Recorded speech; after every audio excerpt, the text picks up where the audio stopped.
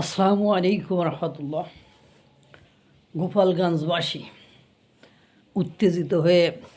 উত্তেজিত তাদের নেত্রী, তাদের নেতা এবং সর্বোপরি বাংলাদেশের মহান নায়ক বঙ্গবন্ধু শেখ মুজিবুর রহমানের কে নিয়ে কথাবার্তা বলায় ক্ষিপ্ত। তারা এনসিপির যাওয়াকে বাধাগ্রস্ত করতে কি করেছে আপনারা শুনেছেন, দেখেছেন। ইউনোর গাড়ি ভাঙচুর, তারপরে পুলিশের গাড়ি ভাঙচুর, হামলা, পুলিশের সাথে সংঘাতে কয়েকজন পুলিশ আহত হয়েছে। এনসিপির যে মঞ্চ, সেই মঞ্চের চেয়ার বা ভাঙচুর করেছে, সেখানে ককটেল নিক্ষেপ করেছে এবং যে পথ দিয়ে তাদের যাওয়ার কথা ছিল সেই পথে আপনার গাছপালা ফেলে দিয়েছে। এবং আপনারা জানেন যে স্লোগানে শেখ হাসিনার নামে স্লোগানে মুখরিত করেছে। আপনারা গোপালগঞ্জ হলো বঙ্গবন্ধু শেখ মুজিবুর রহমানের জন্মস্থান, আওয়ামী লীগের আতুরখানা। সেই গোপালগঞ্জে যদি আপনি বাড়াবাড়ি করেন তাহলে আপনাকে কি ছাড়বে আপনি বলেন? এটা ন্যাচারাল প্রসেস হয়ে এবং যাওয়ার আগেই হাসনাত সারি দিয়েছে, এরা উস্কানি দিয়েই গিয়েছে। এই উস্কানির কারণেই মূলত প্রবলেম হয়েছে। আপনারা দেখেছেন কিভাবে গাড়ি ঘোড়া ভাঙচুর করেছে। অবশ্য প্রশাসনের প্রোটেকশনে তারা সেখানে গিয়েছে, আবার সেই প্রশাসনকেই তারা এনসিপির নেতাকর্মীরা গালিগালাজ করছে যে তাদেরকে বাধাগ্রস্ত করি নাই। আরে ভাই, গোপালগঞ্জ, ফরিদপুর, মাদারীপুর এই অঞ্চলের মানুষ সুপার ডেঞ্জারাস।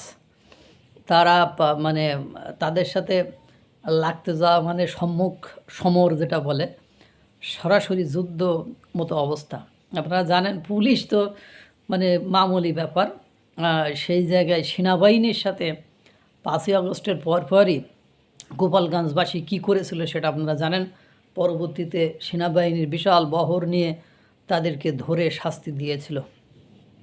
গোপালগঞ্জে আমার মনে হয় এইভাবে সমাবেশ করতে দেওয়া বা এইভাবে পোস্ট দেওয়ার পরে প্রশাসনের একটু ব্যবস্থা নেওয়া উচিত ছিল যে তোমরা এই ধরনের পোস্ট দিতে পারো না। সব জায়গায় তোমরা পদযাত্রা বলেছো, আর এখানে যাওয়ার আগে মাস্ট টু গোপালগঞ্জ এই ধরনের কথাবার্তা বলছো এবং বিভিন্ন মহল থেকে বলছে তোমরা এ করবা তা করবা। এটা ঠিক নয়। যদিও তাদের সামনে দাঁড়িয়ে বক্তৃতা শোনার মতো লোকজন আর সেখানে নেই, আর যেগুলো আছে বাইরে থেকে ওই গাড়ি ঘোড়ায় চড়ে গিয়েছে। আর ইদানিং ক্যামেরাম্যানরা তো বিশাল ক্যামেরাম্যান, তারা শুধু ওই স্টেজে দাঁড়িয়ে যারা কথা বলে ওদেরই ছবি দেখায়, বাকিদের দেখায় না। তা গোপালগঞ্জবাসী দেখায় দিয়েছে যে তারা মুজিব প্রেমী, তারা হাসিনা প্রেমী, তারা নৌকা প্রেমী। যদিও এই ধরনের হামলার করাটা ঠিক নয়, তারপরেও যে উস্কানিমূলক বা বঙ্গবন্ধুর 32 নম্বর ভাঙার পরে যারা ভেঙেছে তারা যদি সেখানে যায়, উত্তেজিত হওয়াটা স্বাভাবিক, এটা ন্যাচারাল প্রসেস। এখন আমি আপনার সবচেয়ে বড় ক্ষতিটা করে দিলাম, এবার আমি আপনার বাড়ি যাব, আবার হুমকি ধামকি দিয়ে যাব, এটা তো সহজে সচরাচর মেনে নেয় না। এই দিক থেকে একটু সচেতন হওয়া সকলের উচিত। আল্লাহ তাআলা সকলকে ভালো রাখুক, সুস্থ রাখুক। আসসালামু আলাইকুম ওয়া রাহমাতুল্লাহ।